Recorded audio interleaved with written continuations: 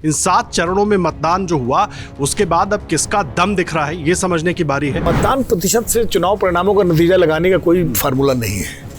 पहले हुआ करता था कि मतदान प्रतिशत ज़्यादा हो गया तो एंटी इनकम्बेंसी है, सरकार जा रही है, या कम हुआ तो सरकार के समर्थकों ने वोट नहीं डाला। कई जगह जमीन पे हमें दिखाई दिया है कि लोकल फैक्टर्स भी बहुत ज़्यादा हावी हुए हैं, खास करके यूपी और बिहार में। चूंकि मैं बहुत ज़्यादा ऑल ओवर इंडिया मैंने ट्रैवल नहीं किया, बट यूपी बिहार में जो तस्वीरें देखने को मिली और जो खबरें वहाँ से आई हैं कि कास्ट फैक्टर फिर से हावी हो गया है चुनाव पे। कोई ऐसी बीजेपी के लिए मुझे नहीं लगता कि बहुत चिंता वाली बात होने वाली है। 2019 में 330 सीटें जीती, वहां पर या उससे ज्यादा भारतीय जनता पार्टी सीटें लेकर सरकार बनाएगी, उससे कम सीटें होने की संभावना मुझे नजर नहीं आ रही है। माहौल जैसा भी दिखा हो, लेकिन कोई भारतीय जनता पार्टी, नरेंद्र मोदी और उनकी जो विचारधारा है उसके विपरीत कोई माहौल हो कि इनका उखाड़ फेंकना है हमको और विपक्ष को सत्ता में बैठाना है, ये स्थिति भारत में कहीं नहीं थी। ये मुद्दों के स्तर पर, मंचीय भाषणों के स्तर पर, नेताओं की आपसी बातचीत के स्तर पर जरूर उलझा है। क्या वो मतदाता के स्तर पे भी उतना ही उलझा है? नमस्कार, अमरुजाला.com पर आपका स्वागत है। आपके साथ मैं हूं आदर्श झा और एक बार फिर आपका पसंदीदा शो खबरों के खिलाड़ी लेकर हाजिर हैं हम आपके सामने। देखिए, इस वक्त देश में सत्ता का संग्राम चल रहा है। आखिरी चरण का मतदान खत्म हो चुका है। 7 चरणों का ये चुनाव, करीब 2 महीने से ज्यादा पूरी चुनावी प्रक्रिया चली और सत्ता का संग्राम तो आगे आगे चलता रहा। सियासी सरगर्मी बढ़ती रही। जिस तरीके से मौसम में गर्मी बढ़ी, उससे ज्यादा तेज गति से कहें सियासी गर्मी लगातार बढ़ती रही, चरण दर चरण।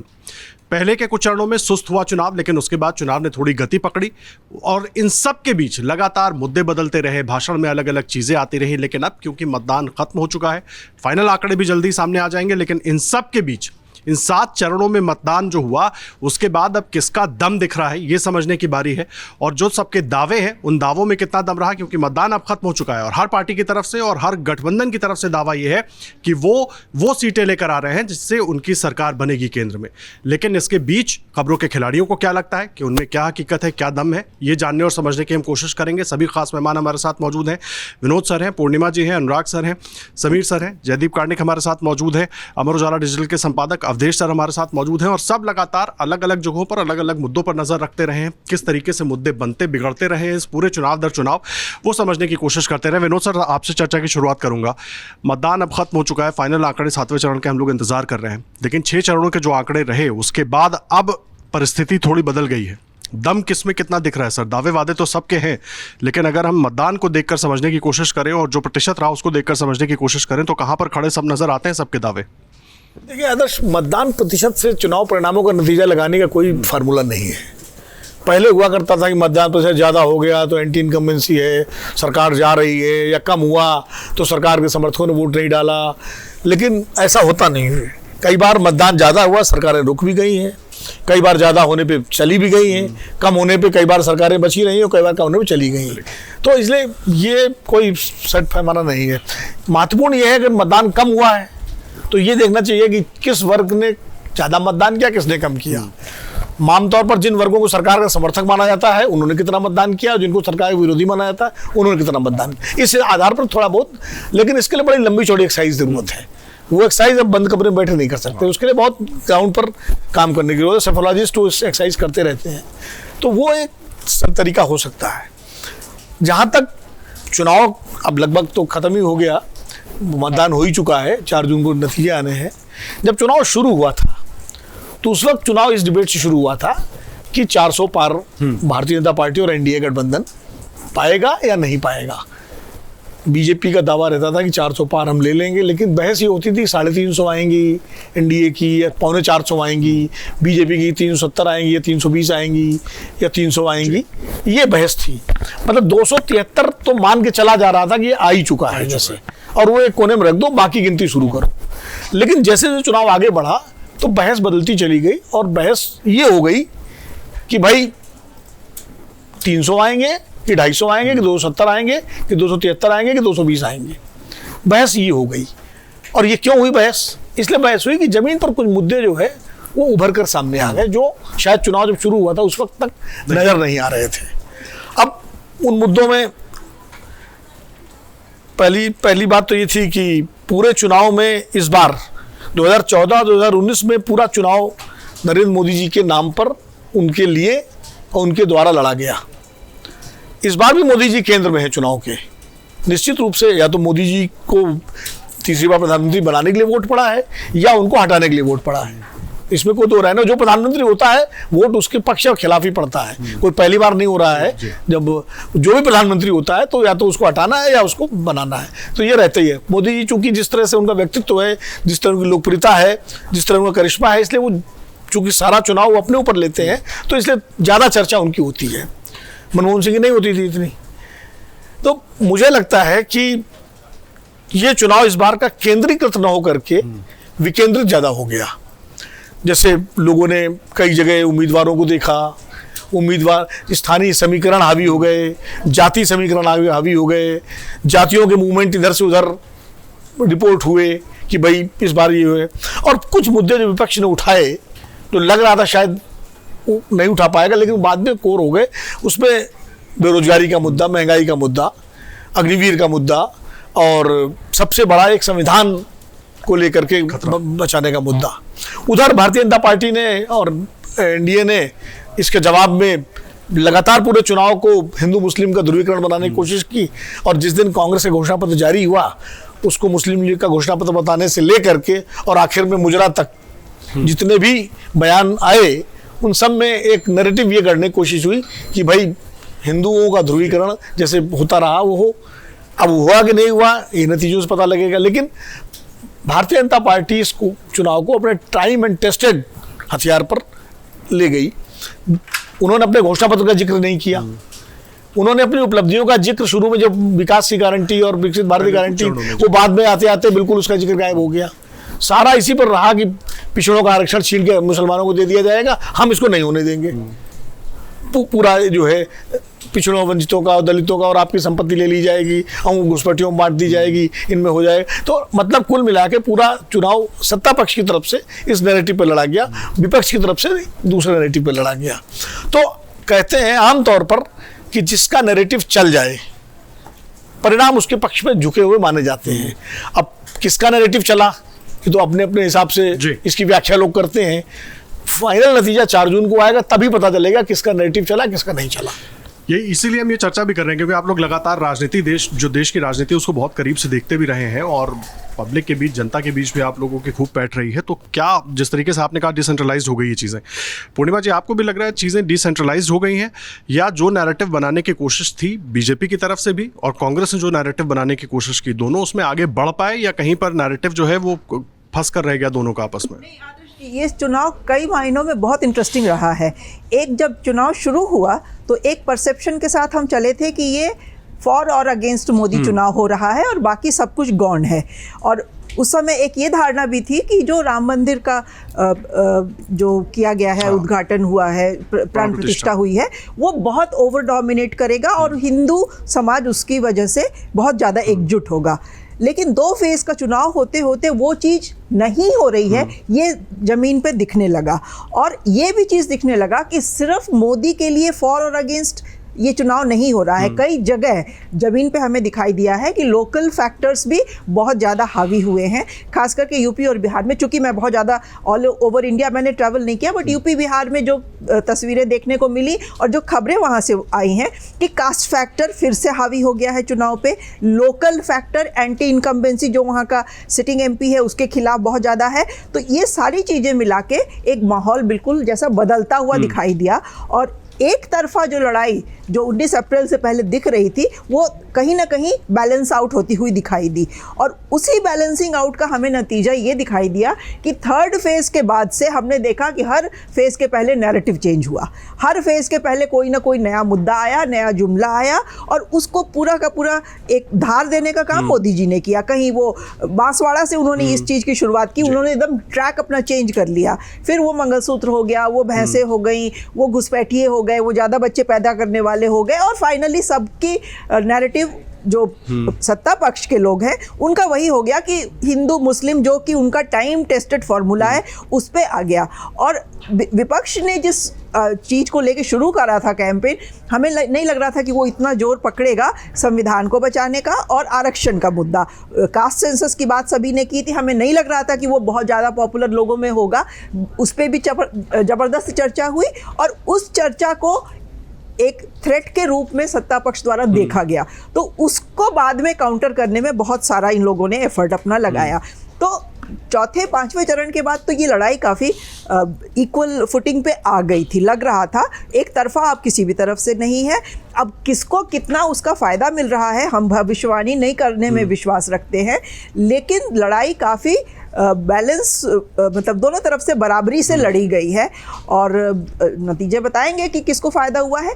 एक चीज़ लेकिन ये तय है कि अभी चुनाव का जो भी नतीजा आएगा उससे आगे जो भारत की क्या दिशा होने वाली है वो जरूर तय हो जाएगी। जो हमने 14 के पहले जो दिशा जो दूसरे पार्टियों ने देश को दिखाई थी, उस दिशा से बिल्कुल अलग हटके अगर मोदी जी ने एक दूसरी दिशा दिखाई है, एक नैरेटिव दूसरा चलाया है, सनातन धर्म और हिंदुत्व के फोकल पॉइंट से उन्होंने एक देश को दूसरी दिशा देने की बात की है, बाकी देश के लोगों ने उसको कितना सपोर्ट किया, कितना अप्रूव किया और क्या उसी तरफ अब हमारा देश आगे जाएगा, ये हमें देखना है। ये हमें 4 जून को क्लियर हो जाएगा कि हम सनातन धर्म वाले रास्ते पे आगे बढ़ने वाले हैं या जो अभी तक हमारा चल रहा था सर्वधर्म समभाव की बात है, जिसमें कि किसी को सेकंड क्लास सिटीजन की तरह नहीं देखा जाता था या किसी भी धर्म के खिलाफ कहीं पे कोई व्यवहार नहीं होता था, वो चीज़ लोगों ने अप्रूव की है क्या? तो ये हमें देखना होगा। नतीजे हम देखेंगे तो समझ में आएगा, लेकिन नैरेटिव ये दोनों बन गए कि 14 के पहले का जो देश था, जो हम सब ने देखा वो, या ये जो मोदी जी ने नई दिशा शुरू की है, ये अब उसी पे आगे बढ़ने वाला है। ये बहुत इंपॉर्टेंट बात आप कह रही हैं। समीर सर, मैं आपके पास आ रहा हूँ। जिस तरीके से पूरा कैंपेन शुरू हुआ था, पहले 2 चरणों में जिस ट्रैक पर बीजेपी आगे बढ़ रही थी, क्या वो ऑफ ट्रैक हुआ बाद में परिस्थितियों को देखकर, या ट्रैक इसलिए बदला गया ताकि विपक्ष जो मुद्दे उठा रहा है वो उनको भूलकर बीजेपी की ट्रैक पर आ जाए? किस तरीके से देखें इसको? देखिए, जब 22 जनवरी को राम जन्मभूमि की प्राण प्रतिष्ठा का कार्यक्रम हुआ था, उसके बाद भारतीय जनता पार्टी ये तय मान लिया था कि इस बार चुनाव जो होगा 2 एम पे लड़ा जाएगा, मंदिर और मोदी के नाम पर लड़ा जाएगा और कोई दूसरा फैक्टर इस चुनाव में रहेगा नहीं। विपक्ष भी इस बात को मानकर चल रहा था कि राम मंदिर के बाद भारतीय जनता पार्टी राम के नाम पर चुनाव लड़ेगी और विपक्ष जिस तरीके से विपक्ष ने राम मंदिर के इसमें उद्घाटन समारोह में जाने से बहिष्कार कर दिया था, नहीं गया था, तो विपक्ष के नेताओं को इस बात का बड़ा दुख हो रहा था या परेशान हो रहे थे कि जनता की बेन जवाब कैसे देंगे उत्तर भारत के अंदर लेके। मुझे लग रहा है कि वो जो मोमेंटम भारतीय जनता पार्टी को लग रहा था कि जो 22 जनवरी को बना है, वो लोकसभा चुनाव के आखिरी मतदान तक बना रहेगा और भारतीय जनता पार्टी को राम के सहारे और राम के नाम पर, मोदी का काम तो है लेकिन राम का एक बड़ा फैक्टर जो मिलेगा उसके अंदर भारतीय जनता पार्टी को एक बड़ा फायदा मिलेगा। मुझे लग रहा है वो चुनाव के अंदर उस तरीके से दिखा नहीं। राम के नाम पर और मोदी के नाम पर 2 एम पे जरूर चुनाव भारतीय जनता पार्टी लड़ना चाह रही थी, लेकिन बाद में वो 2 आर पे आके टिक गया, एक रिजर्वेशन पे, एक रिलीजन पर आकर टिक गया। राहुल गांधी ने इस हिसाब से आरक्षण की बात कर दी कि भाई आरक्षण को खत्म कर दिया जाएगा, आने पर संविधान को बदल दिया जाएगा और रिलीजन की बात होने लगी, हिंदू मुसलमान को लेकर जिस हिसाब से चर्चा होने लगी, तो पूरा 2 चुनाव पहले 2 फेज के मतदान के बाद पूरा भारतीय जनता पार्टी का जो ट्रैक था वो थोड़ा, जो प्रधानमंत्री मोदी का जो 10 साल का काम था उसके बाद जो शुरुआत हुई थी, राम मंदिर पर जो शुरुआत होने वाली थी, भारतीय जनता पार्टी ने वो ट्रैक थोड़ा लूज किया मेरे हिसाब से और वो उस पर स्थिर नहीं रह पाए। फिर हर चुनाव के हिसाब से, हर फेज के हिसाब से चीजें बदलती रही, बहुत रहा। मुझे लग रहा है कि विपक्ष ने इस मामले में भारतीय जनता पार्टी को बराबर पर लाकर खड़ा कर दिया। जो चुनाव के पहले लग रहा था कि मोदी और मंदिर के नाम पर विपक्ष बिल्कुल किसी भी प्रचार में बोल नहीं पाएगा, सारे चरणों में ये चीजें रहेगी और विपक्ष इसका जवाब नहीं दे पाएगा, मुझे लग रहा है कि विपक्ष ने वो लड़ाई जरूर भारतीय जनता पार्टी के सामने मजबूती से लड़ी। भारतीय जनता पार्टी को राम के नाम पर एडवांटेज नहीं लेने दिया। मुझे लगता है कि भारतीय जनता पार्टी की रणनीतिक चूक रही है कि राम को जिस तरीके से केंद्र में रखकर चुनाव लड़ना था वो भारतीय जनता पार्टी शायद वो कर नहीं पाई। मुझे ऐसा लगता है कि इसका एक चूक हुआ है इस भारतीय जनता पार्टी का। इसके कारण फिर आप देखिएगा वोटिंग का जो परसेंटेज रहा कि केंद्र सरकार को ये लग रहा था, भारतीय जनता पार्टी को ये लग रहा था कि भाई वोटिंग का परसेंटेज इस बार एक अच्छा होगा, तो मुझे लग रहा है कि मतदाता का जो नीरस रिस्पॉन्स रहा है कि मतलब इतना सब होने के बाद भी जो ऐसा उम्मीद की जा रही थी कि अच्छा वोटिंग का परसेंटेज होगा, वो नहीं हुआ। कमोबेश वो उतना ही रहा जितना 2019 के था।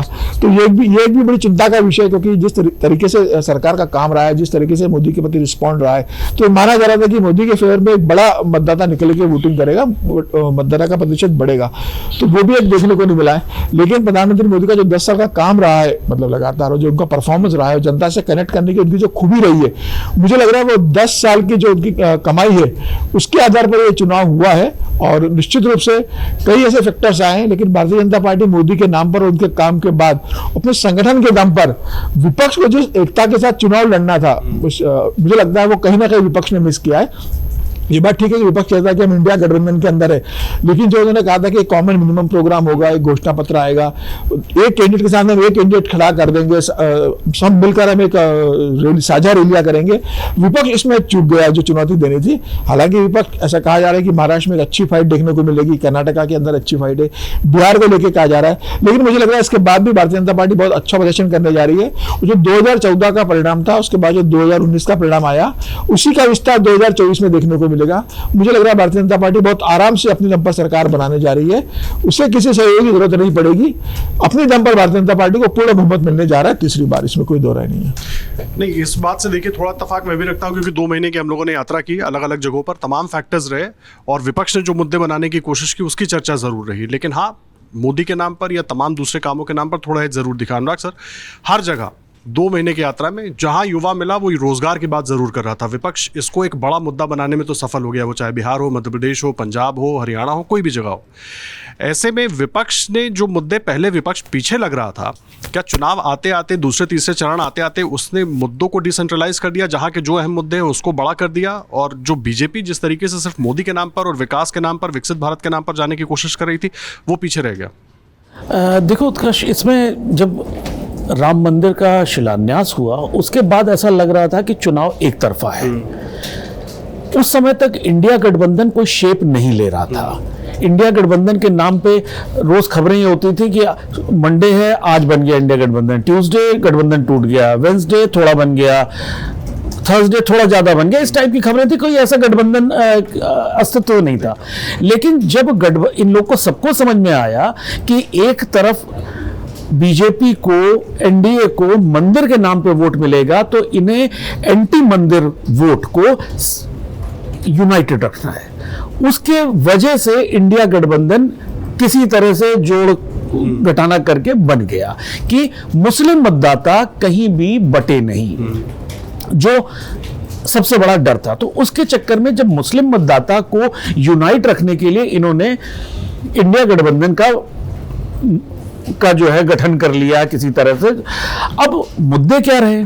मुद्दे बेरोजगारी, महंगाई, बड़े मुद्दे, इसमें कोई शक नहीं है कि ये बहुत बड़े मुद्दे हैं, इस पे बात होनी चाहिए, इस पे सरकार को बात करनी चाहिए। लेकिन ये मुद्दे कोई पहली बार नहीं आए हैं। ये इन मुद्दों पर चुनाव पिछले 70 साल से देश में हो रहा है। हर चुनाव में ये बड़ा मुद्दा होता है और चुनाव के बाद ये मुद्दे नेपथ्य में चले जाते हैं। सबसे बड़ी विडंबना ये है। अब एक जो दूसरी चीज है, जो मतदाता 10 साल से देख रहा है सरकारें कैसे चल रही हैं, जो युवा की बात करें कि युवा जुड़ रहा है। युवा ने यूपीए 2 की भ्रष्टाचार नहीं देखे, घोटाले नहीं देखे हैं। युवा ने उत्तर प्रदेश का जंगल राज नहीं देखा है। वो दूसरी तरह से बात कर सकता है, लेकिन जिन लोगों ने इन 2 चीजों को देखा है वो मतदाता अलग तरीके से देखेगा। वो भाई, लोकतंत्र में कभी भी कोई आइडियल स्टेज नहीं आ जानी है, हमेशा ये इवॉल्व होते रहना है, नई नई चीजें प्रयोग होती रहनी है और विकास निरंतर प्रक्रिया है, हमेशा होती रहनी है। तो जब तक कि कोई मेजर आपने गुफअप नहीं किया है, तब तक तो विकास की संभावनाएं बनी हुई हैं। तो इस मुद्दे पे मुझे नहीं लगता कि बेरोजगारी और भ्रष्टाचार पे एक जो फर्स्ट टाइम वोटर है वो वोट देता है तो देता है, जो पुराना मतदाता है वो वोट देगा, ऐसी मुझे, क्योंकि हमने तो वो समय भी देखा हुआ है ना कि जिस समय रोज घोटाले में घोटाले, 1000 करोड़, 2000 करोड़, 5000 करोड़ के घोटाले होते थे और पूरे उत्तर प्रदेश में खुलेआम गुंडा राज था। तो हमने वो देखा है। तो हम इन 2 मामले पे कभी भी, जो जिसने 10 साल 20 साल से राजनीति को समझ रहा है वो वोट नहीं देगा इन सब मामले में। अब आप आती है कि सीटों के उस पे, तो अगर आप देखेंगे, जो विनोद जी ने बहुत सही बात कही कि प्रतिशत ज्यादा हो गया, तो इसका मतलब ये नहीं है कि वो जो आखिरी का 5% मतदाता है कि जो 80 से 85% वाला मतदाता है, 70 से 75 वही बीजेपी का वोटर है, वो मिथ टूट गया, वो मिथ टूट चुका है। अब वो नहीं है ऐसा। हालांकि ये बात सही है कि उत्तर प्रदेश में या कहीं भी मुस्लिम मतदाता काफी हद तक 100% वोट डालने जाते हैं। जो हिंदुओं में जो मोस्टली मिडिल क्लास है वो बहुत उसे क्या कहेंगे कि चुनाव को लेके उसका नजरिया थोड़ा सा इस तरह से एक्टिव नहीं है, कि चुनाव को लेके वो बहुत ज्यादा गंभीर नहीं है। उसको अपनी नैनीताल की छुट्टियां ज्यादा इंपॉर्टेंट लगती हैं बनिस्बत चुनाव में वोट डालने के लिए। तो वो एक जगह थोड़ा सा कैच है जो बीजेपी को कहीं ना कहीं डैमेज कर सकता है, क्योंकि बीजेपी को शुरू से जो मध्य वर्ग, अर्बन मिडिल क्लास, उसका वोटर हमेशा माना गया है कि अर्बन मिडिल क्लास आदमी बीजेपी को वोट करता है। अब अर्बन मिडिल क्लास जो पहले एक वर्ग छोटा होता था, वो बड़ा होते होते बहुत बड़ा हो गया। तो इस जो अर्बन मिडिल क्लास का जो दायरा बढ़ा, उससे बीजेपी का वोट अपने आप बढ़ता चला गया। तो मुझे जो सातों चरण को देखने के बाद लगता है कि बीजेपी का जो 14 की परफॉर्मेंस जिस तरह से रही, 19 की परफॉर्मेंस जिस तरह से रही, हालांकि 24 में ऐसा कोई बहुत बड़ा मुद्दा जैसे 14 और 19 में रहा, उतना बड़ा मुद्दा हमारे पास 24 में नहीं रहा। राम मंदिर था, लेकिन वो चुनाव को में इतना ज्यादा डोमिनेट नहीं कर पाया वो मुद्दा। तो जो नतीजे हैं वो आसपास ही होंगे। कोई ऐसी बीजेपी के लिए मुझे नहीं लगता कि बहुत चिंता वाली बात होने वाली है। चिंता वाली बात फिलहाल जिस तरीके से अनुराग जी कह रहे हैं कि नहीं होने वाली, लेकिन अनुराग सर, जिस तरीके से पूरा कैंपेन हर चरण के बाद बदलता गया, वो 400 पार के नारे से जो शुरू हुआ था मामला, वो किसी तरह नैया पार वाली सिचुएशन में आ गया। ऐसी स्थिति बनी या वो रणनीति का एक हिस्सा था? नहीं, एक नैरेटिव बनाया विपक्ष ने, और सोशल मीडिया पर मैं मानता हूं कि सोशल मीडिया पर विपक्ष इस समय भारतीय जनता पार्टी से थोड़ा आगे निकल गया। लेकिन जिन्होंने 400 पार का नारा दिया, मैंने न तो उनके मुंह से कभी सुना कि 400 पार के बदले अब हम जो है किसी ढंग से बहुमत चाहते हैं, न दूसरे स्थान पर जो रणनीतिकार हैं या शीर्ष नेतृत्व जिनके हाथ है केंद्रीय गृह मंत्री अमित शाह, न कभी उन्होंने कहा। उन्होंने तो 4 चरण के बाद ही कहा कि हमारा बहुमत पार कर गया है, 5वें चरण होते ही हम 310 पार कर गए हैं। तो फिर ये बात आई कहां से कि अब भारतीय जनता पार्टी ने किसी प्रकार जो है अब 300 या कुछ पर आकर सिमटने की बात कर रही है। हुआ नहीं है। लेकिन ये बात कहते कि चुनाव में लड़ने की कई रणनीति होती है। एक तो आप अपनी प्रचार करते हैं, सामने विरोधी के प्रचार को कैसे कमजोर करें। अगर लोगों के मनोविज्ञान पर कुछ हावी है तो उसको काटने के लिए कैसे, मतलब हमारे यहाँ जो चुनाव है ये एक अहिंसक युद्ध की तरह है। इसमें जय और पराजय के लिए हर प्रकार की रणनीति अपनाई जाती है। इस समय सोशल मीडिया आने के बाद वो एक बड़ा प्लेटफॉर्म हो गया है और वो चल रहा है, वो चला है। लेकिन कभी भारतीय जनता पार्टी ने ये नहीं कहा है कि हमने 400 पार का दावा छोड़ दिया या हमको नहीं आने वाला है। वो सब दिन वही कहते रहे हैं। जब तक परिणाम नहीं आ जाता है तब तक मुझे नहीं लगता है कि कोई उसमें आने वाला। विपक्ष ने जरूर इसमें कोशिश की है। पहले विपक्ष की रणनीति थी कि पहले इस बात को तोड़ो कि अरे रे रे रे रे रे रे रे रे बीजेपी को अब समझ में आ गया है कि तो जाने वाले हैं, तो अब किसी ढंग से बहुमत मिल जाए, बहुमत मिल जाए। फिर विपक्ष ने दूसरी रणनीति आ रही कि बहुमत तो असल में हमको मिल रहा है। 4 जून के बाद तो मोदी जी गए, राहुल जी की फोटो लगा के आप देखेंगे कि करोड़ों में ऐसे ट्वीट मिल जाएंगे, नीचे फोटो रहेगा 4 जून को आ रहा हूं, बस इतनी ही पंक्तियां सबके सामने आई होंगी। इस प्रकार से चला है। तो ये एक रणनीति होती है बनाने की। जैसे मल्लिकार्जुन खड़गे जी ने कह दिया कि हम तो 300 क्रॉस कर गए हैं, 310 हमारी सीटें हो गई है। तो ये सब हुआ है वो लोगों के अंदर से भाव खत्म करने के लिए नहीं। भाजपा अजेय नहीं है, भाजपा अपराजेय नहीं है। नरेंद्र मोदी को भी हम पराजित कर सकते हैं और वो इसलिए करना पड़ता है। तो थोड़ा जोर से जब आप बोलते हैं, रणनीति बनाते हैं, तो मीडिया भी उसको लेती है, उस पर चर्चा होता है, उस पर डिबेट होता है, सेफोलॉजिस्टों को उस पर हम लोगों को टिप्पणियां करनी पड़ती है। ये सब हुए हैं, लेकिन बीजेपी ने कभी अपना स्टैंड नहीं छोड़ा है, ये सच है।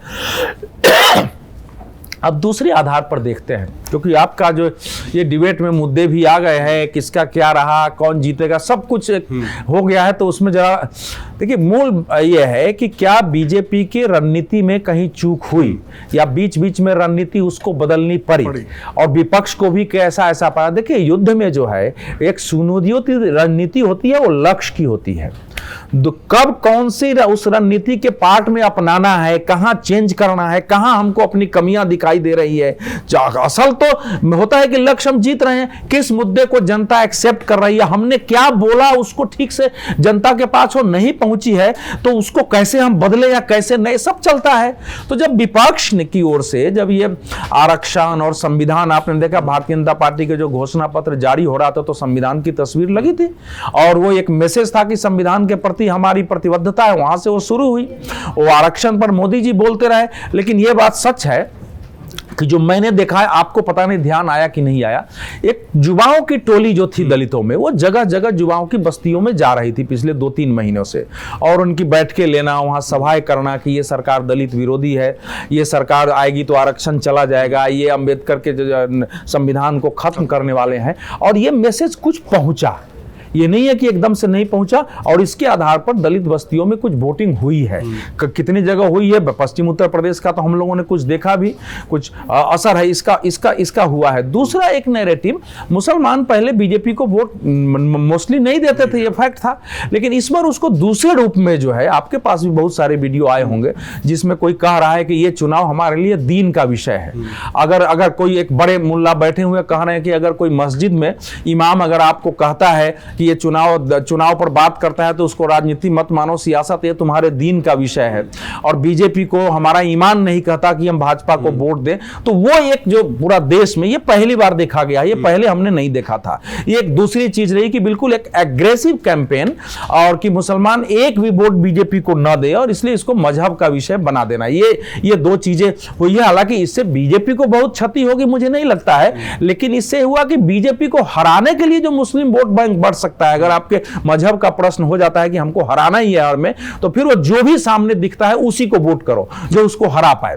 और यही कारण है कि बहुत सारे काम ये राम जन्मभूमि पर फलाने पर विपक्ष नहीं कर सका, इसमें व्यापक रूप से फंसा रहा है, लेकिन इसके रिएक्शन भी हुए होंगे, ये मैं नहीं स्वीकार करता हूं, क्योंकि ये दिखाई दिया था कि पहले दूसरे चरण में भारतीय जनता पार्टी के जो समर्थक थे या यहां तक कार्यकर्ता बहुत ज्यादा उत्साह में आके सब जगह, कुछ जगह कर रहे थे लेकिन सब जगह नहीं काम कर रहे थे। और उसमें एक बड़ा कारण यह था कि कैंडिडेट्स जो दिए गए इस बार, खासकर भारतीय, क्योंकि विपक्ष के कैंडिडेट को लेकर थोड़ी बहुत लड़ाई हो सकती है, वो सत्ता में नहीं है, जहां वो सत्ता में वहां थोड़ा हो सकता है, लेकिन सत्तारूढ़ पार्टी में कैंडिडेट्स आप दे देते हैं, आपको अपनी मंत्री से भी, वो स्टेट में भी आपका गवर्नमेंट है, तो फिर वो लोगों को भी और वो आपके कार्यकर्ताओं के लिए भी समस्या बनती है, और लोगों ने इसको अभिव्यक्त किया कई जगह है।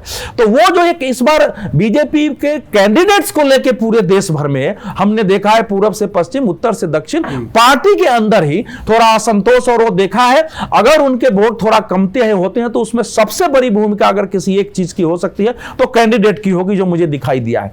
राम मंदिर 22 जनवरी की प्राण प्रतिष्ठा के बाद मेरा अपना मानना था कि ये 2014-2019 से ज्यादा ये आसान चुनाव भारतीय जनता पार्टी के लिए है, क्योंकि अगर 10,38,000 कार्यक्रम एक जगह हो रहे हैं और तमिलनाडु के समुद्र किनारे से लेकर और उड़ीसा के आदिवासियों के बीच वैसे वैसे दृश्य आ रहे हैं, तो उसको बनाए रखना का, जैसा समीर जी ने कहा कि वो जो बनाए रखने का था, पता नहीं कहां से कैसे उसमें कहीं ना कहीं चूक हुई है, क्या हुई कि उसको आगे ले जाने की चीजें थी, सत्ता के स्तर पर कैसे ले जाए, राजनीति में इसके क्या मायने हैं, उसमें नहीं, कुछ उन्होंने सोच के उठाया, कुछ उन्होंने जैसे मान लीजिए भारत रत्न किसी को दिया तो सोच के दिए होंगे कि इनको मिलना चाहिए, लेकिन उससे नैरेटिव में चेंज आ गए हैं। कर्पूरी ठाकुर को भारत रत्न मिलना एक दृष्टि से, उनकी दृष्टि से बहुत अच्छा कदम था, लेकिन वो आने के बाद जो मीडिया का पूरा डिबेट था ना, वो तो फिर सामाजिक न्याय, आरक्षण, जाति ऐसे पर होने लगा, और उसमें ये चुनाव फंस गया और चुनाव बिखरता चला गया, जिसको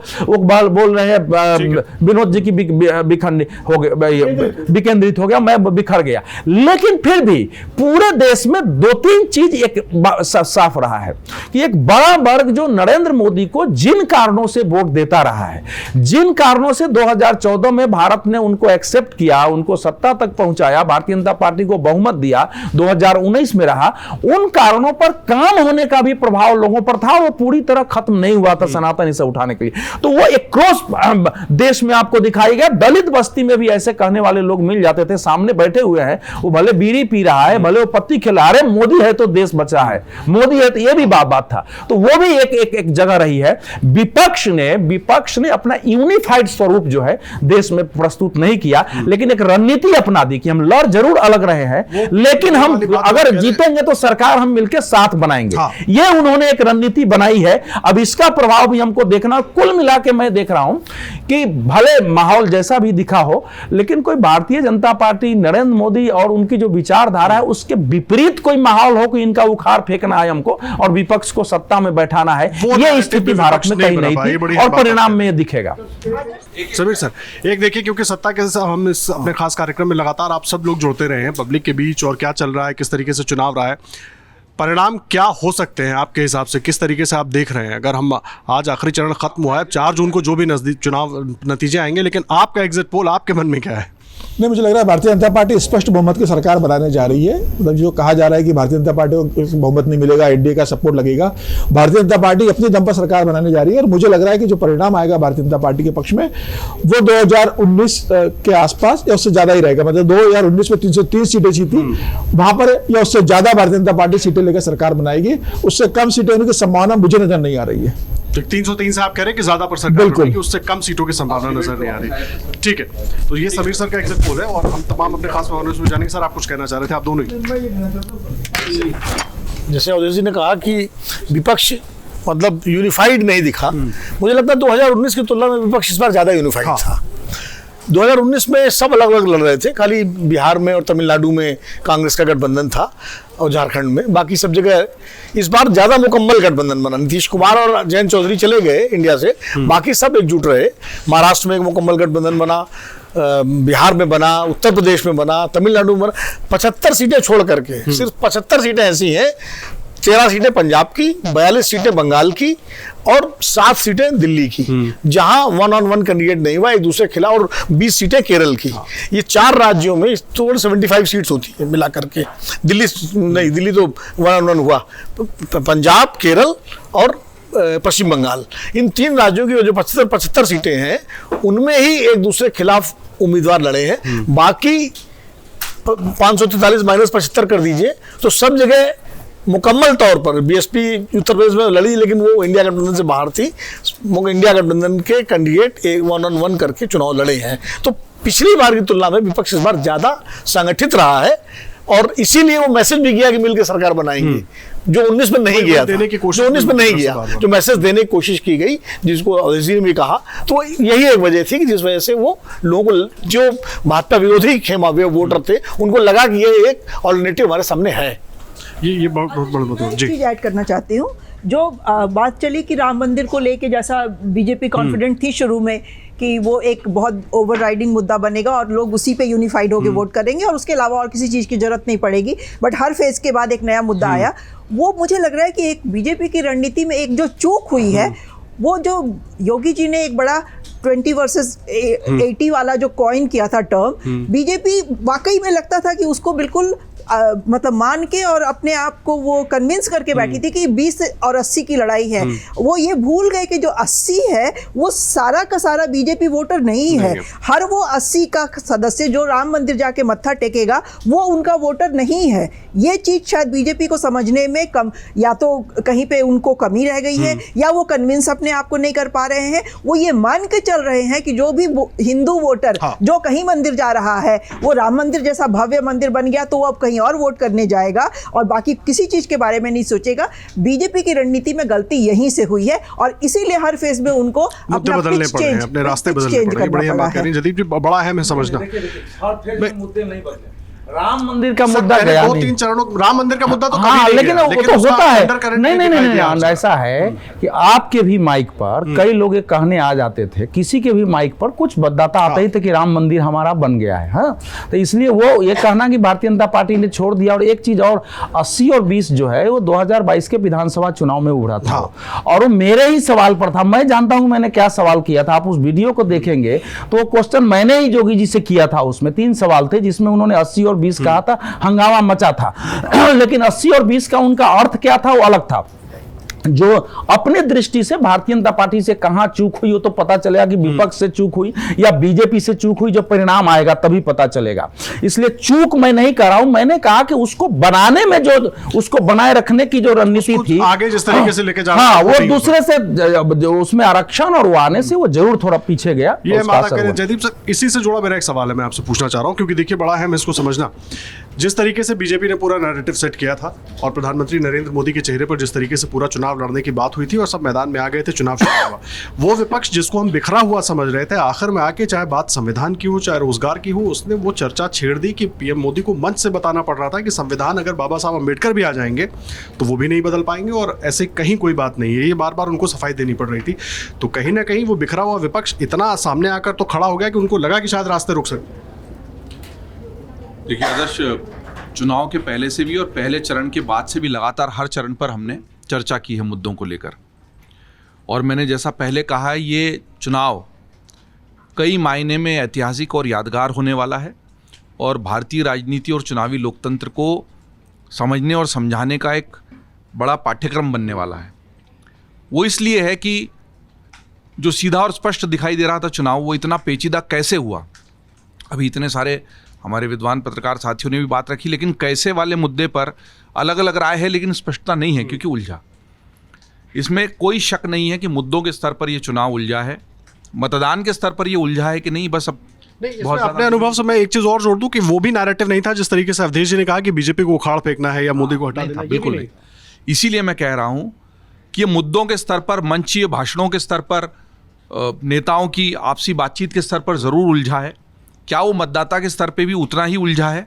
बहुत ज़्यादा समय नहीं बचा है, अब तो 4 तारीख को हम सब साथ में बैठे होंगे, यही लोग भी होंगे खबरों के खिलाड़ी में, और हम अपने अपने आकलन को जांचेंगे भी और दुरुस्त भी करेंगे अगर कुछ दिक्कत है तो। लेकिन हाँ, महत्वपूर्ण होने वाला है, इसलिए होने वाला है कि एक व्यक्ति बनाम समूचा विपक्ष वाला जो पूरा एक नैरेटिव था, उसी के पहले के विधानसभा चुनाव में वही मोदी की गारंटी काम भी आई। विपक्ष को इस बात का क्रेडिट देना चाहिए कि वो संविधान और जाति पर चली गई। दूसरा, जब आप लगातार उन्हीं हथियारों से लड़ते हो, उसी स्ट्रैटेजी के साथ लड़ते हो, उसी रणनीति के साथ लड़ते हो, तो कहीं ना कहीं अगर समझदार विपक्ष होगा तो वो आपके दांव चुरा लेता है, और उस दांव को चुराने का भी पूरा श्रेय मैं विपक्ष को इस बार दूंगा। जैसे अपने ऊपर फेंके गए पत्थरों को और हथियारों को भी अपने गले का हार बनाना और उसी को पत्थरों से रास्ता बनाकर उस पर चलना कोई सीखे तो विपक्ष से, और खासतौर पर मोदी जी से। चौकीदार चोर है तो मैं भी चौकीदार, परिवार पे बात आई तो मोदी का परिवार। ऐसे ही जिन राहुल गांधी के आलू से सोना बनाने के वीडियो वायरल होते रहे, उनके खटाखट वाला जो वीडियो था उसको उन्होंने अपने पक्ष में लगातार भुनाया कि खटाखट वोट आएंगे, खटाखट ऐसा। देखिए, ये सिर्फ तरकीबें हैं, ये तरकीबें वोट में तब्दील होती है कि नहीं वो अलग मसला हो सकता है, लेकिन अगर आपकी रणनीति सीखने लगे हैं वो, और आपको अपनी पिच छोड़कर, चाहे कोई कितना ही कहे, अवधेश जी हैं, विनोद जी हैं, तो सब हैं, कोई कितना ही कहे कि मुद्दा वही बना रहा, वो कायम रहे मुद्दे पर, ऐसा नहीं है। आपको सामने वाले की पिच पर जाना पड़ा अगर, तो सामने वाले की जीत बड़ी इसी में हो जाती है। आप अपने मैदान पर भी डटे रहे, अपने मुद्दों पर भी लाने की कोशिश करते रहे, लेकिन आपको लगा कि कहीं सामने वाले के ये मुद्दे किसी न किसी स्तर पर किसी न किसी मानस को प्रभावित ना कर दें, उस डर से आप उसकी पिच पर खेलने को मजबूर हुए। इसका श्रेय भी आपको विपक्ष को देना पड़ेगा। मजबूर तो आप हुए, उस मजबूरी का परिणाम क्या हुआ? ये माहौल बना कि उलझ रहा है, फंस रहा है, भटकाव है, सीधा नहीं है, स्पष्ट नहीं है। ये तो इतना तो हासिल विपक्ष ने कर लिया है कि दौड़ में न दिखाई देने वाला विपक्ष इतनी चर्चा में तो आ ही गया है कि यार कहीं ऐसा तो नहीं हो जाए। हम लोगों की जिज्ञासा जिस चुनाव को लेकर ये होनी चाहिए थी कि यार 400 तक पहुंच रहे हैं कि नहीं पहुंच रहे हैं, और हमको लग रहा था कि पता नहीं यार लोग इतना ध्यान से परिणामों को देखेंगे भी नहीं। हमारी दृष्टि से सोचे तो अच्छी बात है, आप अभी जो एग्जिट पोल के पूरे जो थे वो तो देख ही रहे थे। अब आप 4 तारीख को भी सुबह से बने रहिए 7 बजे से। मैदान में हमारी टीम गई थी, आदर्श गए, उत्कर्ष गए, लगातार घूमे, अभिलाषा भी कुछ जगहों पे गई, तो टीम ने भी ज़मीनी स्तर पर पता किया है। लेकिन इस चुनाव को हम सभी को इसी दृष्टि से देखना भी चाहिए कि क्या सचमुच वो जो मुद्दों का उलझाव है, मंचीय भाषणों का उलझाव है और विपक्ष के दावे हैं, उतना उलझाव सचमुच था या नहीं। वो ईवीएम में बंद है, अब तो कुछ ज़्यादा समय बचा नहीं है। लेकिन महत्वपूर्ण बात यह है कि अब आपकी जो सारी स्ट्रैटेजीज़ हैं वो अगर पुरानी हो रही हैं तो नई स्ट्रैटेजी अपनानी पड़ेगी। ये भारतीय जनता पार्टी के लिए सबक है और विपक्ष के लिए ज़रूर सबक है कि जो उन्होंने बाद में दिखाया, अगर वो पहले दिखाते 2-3 महीने पहले से, तो शायद स्थिति और बेहतर हो सकती थी और मजबूत स्थिति में दिखाई देते। देखिए, बहुत अहम है, सबकी बातें आपने सुनी। सर, सारी बात सहमत हूँ। विपक्ष अगर 2-3 महीने पहले दिखाता तो हो सकता है माहौल और पक्ष में बन जाता, या हो सकता है वो थक जाता। क्यों मैराथन दौड़ में कई बार ये भी होता है कि शुरू के में जो ज़्यादा तेज चल देता है तो कई बार वो आखिर के चक्कर तक थक भी जाता है। तो दोनों खतरे थे विपक्ष के सामने, क्योंकि विपक्ष उतना वेल ऑर्गेनाइज्ड नहीं था जितना सत्ता पक्ष। ना ही उसके पास संसाधन उतने थे, ना ही उसके पास नेतृत्व का कोई वो था, जैसा चूंकि नेताओं का गठबंधन था वो सब, तो बहुत सारी उसकी चुनौतियां थी, इसलिए वो आखिर तक आते आते अपने को रिक्यूप कर पाया। ये है बात जी। ये बात बिल्कुल सही है कि सोशल मीडिया पर, और सोशल मीडिया भी आजकल एक बड़ा मंच बन गया है चुनावी लड़ाई का। केवल मंच हथियार है, मंच है, मंच से जो भाषण है वो भी चुनावी हथियार हैं, चुनाव के तरीके हैं, वो एक माध्यम है जिससे आप मतदाताओं तक पहुंचते हैं, और डिस्ट्रीब्यूशन का बहुत बड़ा नेटवर्क है उसके पास। उस पर ये सही कह रहे हैं कि विपक्ष, खासतौर पर कांग्रेस और दूसरे सहयोगी दल अधिक सक्रिय दिखाई दिए, लेकिन इस पूरे मामले को उसके बरक्स भी देखना चाहिए जो खुलासे 3 दिन से लगातार हो रहे हैं, जिसको खुद ओपन एआई ने, चैट जीपीटी के ओनर्स ने खुलासा करा है, और उसकी सारी जानकारी सामने आ चुकी है कि इजराइल की एक कंपनी ने भारतीय चुनावों को प्रभावित करने की कोशिश की, और उस इजरायली कंपनी ने लगातार भाजपा विरोधी एजेंडे को धार देने की कोशिश की। उसने विपक्ष की तरफ से मुद्दों को प्रस्तुत किया, डमी अकाउंट्स बनाए गए, फेक। हालांकि ये बात भी है उसके साथ कि 24 घंटे उनका एक कैंपेन चला, उसके आगे नहीं चला। लेकिन ये यहाँ पर चूंकि हम लोग डिजिटल मीडिया पर बात कर रहे हैं, डिजिटल मीडिया को समझते हैं, ये दावा मेटा की तरफ से किया गया है या गूगल और दूसरे इतर माध्यमों पर जिस तरह से ये प्रयत्न हुए, उनकी तरफ से ये दावा किया गया है कि हमने उनके इस प्रयत्न को सफल नहीं होने दिया। क्या ये दावा, क्योंकि वो ये दिखाना चाहते कि हम सिक्योर हैं, हम सेफ हैं, इस तरह से कोई हैक करना चाहे तो, क्योंकि मेटा खुद इस तरह की अब जोखिम नहीं लेना चाहता, क्योंकि वो कैम्ब्रिज एनालिटिका के बहुत बड़े मुद्दे में अमेरिकी चुनावों और दूसरे रूस के चुनावों को प्रभावित करने के आरोप में फंस चुका है। इसलिए उसने तुरंत अपने आप को अलग किया कि नहीं, इजरायली कंपनी ने ऐसा किया, क्योंकि ये दावा ओपन एआई की तरफ से हुआ था जो सीधे सीधे मेटा और गूगल की साख को प्रभावित करने वाला था। ये बहुत महत्वपूर्ण बात है, हमको समझना चाहिए। कहीं ना कहीं भाजपा सोशल मीडिया और उस स्तर पर जरूर इस पूरे मामले में जितनी आक्रामक धारदार दिखाई देती थी वो नहीं दिए। अवधेश जी सहमति में सिर हिला रहे हैं, और उन्होंने खुद ही ये टिप्पणी की थी, लेकिन उस टिप्पणी के बरक्स हमको ये भी देखना चाहिए कि इस तरह का प्रयत्न हुआ वो तथ्यों से प्रमाणित है, क्योंकि एक कंपनी ने खुद ओपन एआई जो चैट जीपीटी बनाया है जिसने, उसने दावा किया था। उस दावे के विरोध में मेटा ने केवल नहीं वो ऐसा कर नहीं पाए, हमने रोक दिया।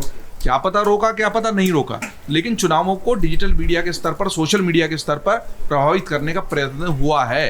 इसका फायदा अगर जिस तरीके से हुआ है तो उसका फायदा किसको मिला है, उसके नतीजे क्या होंगे वो भी देखेंगे। लेकिन देखिए, खबरों के खिलाड़ियों की सबकी राय को आपने सुना सर, लेकिन क्योंकि हम आखिरी चरण में हैं और 4 जून को अब परिणाम आने हैं, बहुत वक्त अब है नहीं, लेकिन फिर भी क्योंकि आप सब लगातार चुनावों को देखते रहे हैं, बहुत करीब से रणनीतियों को समझते रहे, आप सबका एग्जिट पोल भी बड़ा मायने करता है। क्या हो सकता है नतीजा आपके हिसाब से, क्या लगता है कहाँ तक पहुँच सकती है बीजेपी इंडिया अलायंस, कहाँ तक पहुँच सकती है? भाई नंबर तो मैं दूंगा नहीं, ना मैं देता हूँ जब तक मैं खुद घूम के ना आऊँ, और चूंकि मैं इस चुनाव में कहीं उस तरह से निकला नहीं जैसे कि आप लोग घूमे हो, तो आप ज़्यादा बेहतर नंबर दे सकते हो हमारी तुलना में। मैं नंबर दे नहीं सकता, लेकिन जो मैंने ऑब्जर्व किया है, जितना मेरा अपने अनुभव और विश्लेषण का जो हमारा तरीका है, और जो मुझे ये चुनाव 2014-2019 से भिन्न लगता है। 2014-2019 में चुनाव जिस तरह से केंद्रीकृत था, जिस तरह दोनों बार एक राष्ट्रीय मुद्दे के इर्द गिर्द चुनाव हुआ था, 14 बदलाव का था, और 19 जो है राष्ट्रवाद के उग्र मतलब क्या कहते हैं उसको, जबरदस्त आक्रामक राष्ट्रवाद की उस पर था। इस बार उस तरह का कोई केंद्रीय मुद्दा सत्ता पक्ष की तरफ से मुझे दिखा नहीं। विपक्ष ने अपने कुछ मुद्दे बनाने की कोशिश की है। मुझे लगता है कि मुकाबला कांटे का है, एक तरफा चुनाव नहीं है। एक तरफा चुनाव नहीं है, बहुत सेफ आपने यहाँ पर जवाब दिया। सेफ नहीं, मेरा तो मानना है, मैं बता रहा हूँ, नतीजा कुछ भी हो। पूर्णिमा जी, नंबर तो मैं भी नहीं दूंगी, क्योंकि नंबर देना हमारा एग्जैक्ट नंबर नहीं, परिस्थितियों के हिसाब से जो हम बात कर रहे हैं। परसेंटेज देखिए, मुझे पिछली बार की तुलना में ये डिफरेंट नतीजे आएंगे ये तो दिख रहा है, लेकिन अच्छा वोट शिफ्ट दिखा है हमें फ्रॉम बीजेपी से दूसरी पार्टियों को शिफ्ट हुआ है वोट, ये भी दिखा है। अब वो कितना शिफ्ट हुआ है, वो क्या सीटों में कन्वर्ट होगा या उनकी परसेंटेज में सिर्फ असर डालेगा, सीटें फाइनली बीजेपी ले जाएगी, ये सब हमारे एनालिसिस के बाहर की चीज़ें, हम सिफोलॉजिस्ट नहीं हैं, लेकिन नतीजे थोड़े डिफरेंट होंगे मुझे ये लग रहा है। बदलाव कुछ ना कुछ किसी न किसी स्तर पे होगा, मुझे ये भी लग रहा है। ठीक है, बदलाव होगा किसी स्तर पर। अवधेश जी, आपको क्या लग रहा है सर, बदलाव होगा या बरकरार रहेगा सब ऐसे ही जो दावे हैं? जो आपको लगा होगा धरातल पर वही मेरे पास भी पहुंची। थोड़ा बहुत सब साथियों से बात किया, कुछ जगह गए, तो मेरा जो माइक्रोस्कोप है उससे ये लगा है कि कुछ स्टेट वाइज में थोड़ी बहुत कमी ज़्यादा हो सकती है। राष्ट्रीय स्तर पर ये चुनाव यूनिफाइड ही था। इसमें एक मुद्दे तो बिल्कुल साफ थे कि नरेंद्र मोदी आपको चाहिए या नहीं चाहिए, विपक्ष ने भी बनाया, बीजेपी ने भी बनाया। तो ये एक मुद्दा जो है देशव्यापी था। और अलग अलग सनातन और हिंदुत्व का मुद्दा जितना साउथ में था, कोई कहे कि केरल में नहीं था, केरल में बीजेपी की जितनी ताकत है, तमिलनाडु में नहीं था, तो पश्चिम बंगाल है, उड़ीसा है, वो सब जगह था। तो स्टेट वाइज थोड़ा बहुत अंतर आ सकता है। राष्ट्रीय स्तर पर ये चुनाव 2019 से 2014 से अलग परिणाम देने वाला नहीं दिखाई देता है। यद्यपि भारतीय जनता पार्टी की अनेक सीटों पर मार्जिन घट सकते हैं जीत हार के, कैंडिडेट्स के कारण जो उनके अंदर की उदासीनता थी और कुछ आरक्षण को लेके जो गलतफहमी पैदा हुई, उससे कुछ जो दलित वोट इधर उधर गए हैं, उन सब कारणों से और विपक्ष के नैरेटिव का उस ढंग से मुकाबला नहीं करने से तो मार्जिन में कम ज्यादा हो सकता है। लेकिन आंकड़े ऐसे नहीं बताते हैं कि परिणाम पलट जाएंगे, बल्कि मैं इसलिए अभी आंकड़े कंप्लीट नहीं दे रहा हूं कि कोई, अगर आप सेफोलॉजी में है तो 5% 7% की जीत हार को प्रेडिक्ट नहीं कर सकते हैं। मान लो 12 लाख वोट पड़ा है और वहां 50,000 से जीत रहे हैं, तो ये 4% से भी कम का हुआ ना, तो लगभग, तो उसको आप कैसे देंगे? किसी तरफ भी जा सकता है। लेकिन अगर यही आंकड़ा चला गया तो आगे भी बढ़ सकती है बीजेपी। मतलब मैं ये मानता हूं कि 2019 के परिणाम तक तो है 10-5 आगे पीछे, लेकिन अगर जो वोट के ट्रेंड है और प्रवृत्ति बनी रही तो बीजेपी थोड़ा आगे भी जा सकती है, उसमें कहीं कोई हर्ज नहीं है। लेकिन यह स्थिति मुझे नहीं दिखाई दे रही है कि इस समय देश में विपक्ष के किसी भी समूह को बहुमत मिलने की संभावना है। यह मेरे एग्जिट पोल में नहीं दिखता है। नहीं दिखता। लेकिन आपने भी देखिए 300 पार 400 पार किसी पर कहीं कोई नंबर नहीं बताया है। मुझे उम्मीद थी कि शायद आप बताएंगे। अनुराग सर, देखिए उत्कर्ष, आपको उम्मीदों पर कोई खड़ा नहीं उतर रहा है। थे बस अकेले, वो बोल गए 303 से ज्यादा ही होगा। बोला हो, ऐसा है कि दोनों बोला है, 10-5 आगे पीछे बोल कर दिया आपने मिक्स कर दिया उसको। अनुराग सर, अगर मैं 2014 और 19 की बात करूं तो 2014 में नरेंद्र मोदी जी का राष्ट्रीय राजनीति में उदय हो रहा था। 2019 में उन्होंने अपना जो एक सक्षम एडमिनिस्ट्रेटर की जो छवि होती है उस पर वो खरे उतरे, और 2024 का जो चुनाव है उसी की एक तरह से मार्कशीट टाइप की बनने वाली है। तो और विपक्ष ने जिस तरह से घेरने की कोशिश अच्छी करी, जो सफा चट खटाखट और सब चीजें उन्होंने करी, लेकिन जो कलेक्टिव एक जो जनता का मूड है कि मोदी वर्सेस कौन, वो ऑप्शन वो विपक्ष नहीं दे पाया। तो इसके देखते हुए मेरा जो अंदाजा है कि जो नतीजे 2019 के रहे हैं उसी के आसपास 10-5 ऊपर नीचे 350 360 इस रेंज में होने चाहिए। मैंने आपको निराश नहीं की। अकेले बीजेपी के लोग नहीं सर, एनडीए। देखिए, जो भारत के सामूहिक मनोविज्ञान में जो बदलाव हुआ 2013-14 से, वो एक व्यापक स्तर पर कायम है। क्योंकि भारतीय जनता पार्टी ने उन मुद्दों पर काम किया, इसलिए वो कुछ बहुत बड़े वर्ग में वो कंसोलिडेट, सुदृढ़ हुआ है। 370 हटना, राम मंदिर बनना, 3 तलाक के विरुद्ध वो करना, विदेशों में पाकिस्तान में लोग भारतीय चाहे कोई भी मार तो रहा है ना आतंकवादियों को, जो पहले इस देश में कभी नहीं हुआ था, अमेरिका को कहना पड़ रहा है। तो ये सारी चीजें जो है वो अंतर्धारा में बनी रही है। तो परिणाम इसके विपरीत कैसे आ सकता है? ये बहुत महत्वपूर्ण। जयदीप जी, क्या आंकड़े समझना बहुत महत्वपूर्ण है, क्योंकि अब देखिए आखिरी चरण है। क्या सबकी बात आपने भी सुन ली, आखिरी टिप्पणी भी है, टिप्पणी भी है, और सब नजर आप भी बनाए कोई भी टिप्पणी कभी भी आखिरी होती नहीं है। नहीं, इस कार्यक्रम के लिए है, और मैं तो कभी आंकड़े देता ही नहीं हूँ, और आंकड़ों के मामले में आपको निराश ही करूंगा। मैंने आज तक कभी आंकड़े लेता जरूर हूँ पत्रकार होने के नाते, आपसे भी अभी लूंगा जैसे पिछले चुनाव में लिए। जो भी साथी हमारे फील्ड में जाते हैं, हमारी एक संवैधानिक मजबूरी भी हमारी, हाँ, हम अपने इस प्लेटफॉर्म पर आंकड़े नहीं दे सकते, नहीं देते। हम लोगों से पूछ सकते हैं, तो हम अपनी इस तरफ से आंकड़े आधिकारिक तौर पर कभी नहीं देते हैं, नहीं देंगे। लेकिन हाँ, जो लोग फील्ड में गए उनके आंकड़े लेते जरूर हैं। मैं फिर से यही कहना चाहूँगा कि मैं इन चुनावों को और उनके परिणामों को बहुत करीब से देखूंगा, और खबरों के खिलाड़ी में जितने भी पत्रकार साथी आए हैं, अलग अलग शोज में, कुछ साथी इस शो में है, कुछ नहीं भी है, उन्होंने जो आकलन किए उनके बरक्स इन चुनावों के परिणाम और अभी जो एग्जिट पोल खबरों के खिलाड़ियों का आया है उसका भी हम 4 जून को विश्लेषण करेंगे और 4 को ही 4 बजे ये लोग हमारे साथ होंगे भी लाइव। जो भी परिणाम आया होगा वो स्पष्ट हो चुका होगा 4 बजे, इसलिए 4 बजे। तो जो लोग देखते हैं खबरों के खिलाड़ी को बहुत स्नेह से, बहुत प्यार से, वो 4 तारीख को 4 बजे हमारे साथ अपनी जो अपॉइंटमेंट है वो मुकर्रर कर लें। तो इस पर हम देख लेंगे कि जो भी यहाँ कहा गया वो कितना सच था। लेकिन ये भारत की दशा और दिशा को तय करने वाले चुनाव हैं, ये बात सही है। वो दशा और दिशा क्या होगी 4 जून को आप और हम देख लें। तो देखिए बहुत अहम आदर्श ऐसा है कि जयदीप जी का अंतिम होता है मंतव्य, लेकिन इसके बाद आज एक मंतव्य बनता है कि जयदीप जी और विनोद जी ने एक झीनी सुरक्षा कवच अपना बना लिया है कि भैया हमारे तो ये संस्था है, हम तो नहीं दे सकते हैं ये जो सुरक्षा कवच है। अरे मैं वो आपका नीतिगत, मैं थोड़े कहूँगा इसको बोला कि एक झीनी सुरक्षा कवच होता है कि इसमें अपने को बचे रहो। कुछ ना कुछ आंकड़े इन दोनों के मन में होंगे, लेकिन एक मिल गया सुरक्षा कवच बचने का।